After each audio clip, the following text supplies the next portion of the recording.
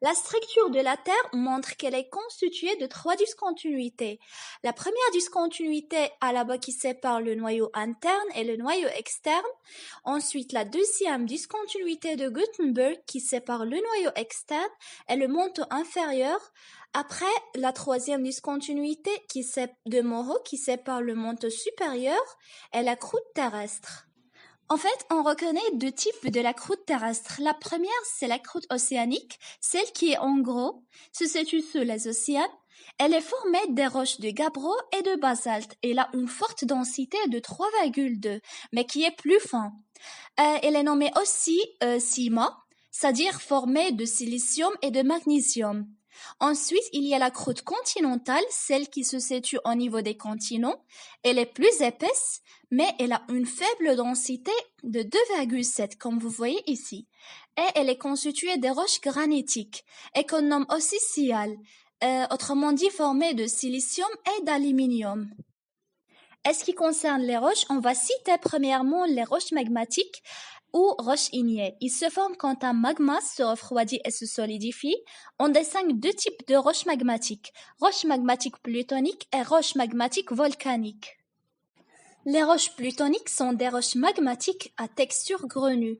Elles se produisent en profondeur et se forment par refroidissement lent d'un magma. Ces roches contiennent des cristaux bien visibles et très souvent des minéraux. Une des roches plutoniques couramment rencontrées est le granit. Le granit est une roche magmatique plutonique constituée de quartz, de feldspath et de mica noir.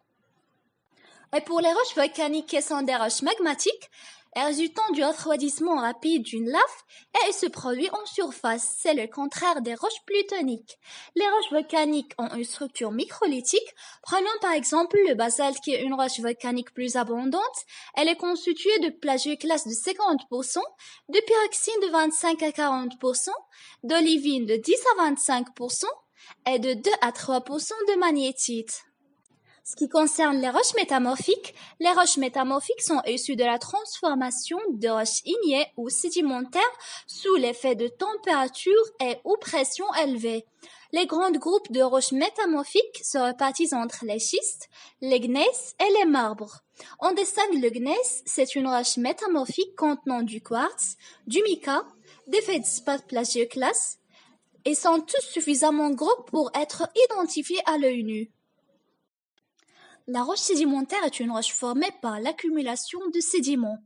Elle est constituée d'un agglomérat de sédiments, c'est-à-dire de sable très fin. Prenons par exemple le calcaire, c'est une roche sédimentaire issue de la sédimentation. Les roches sédimentaires sont le résultat de 4 phases: altération ou modification physique et chimique, érosion ou mobilisation des particules solides et des ions solubles, ensuite le transport, finalement la diagenèse.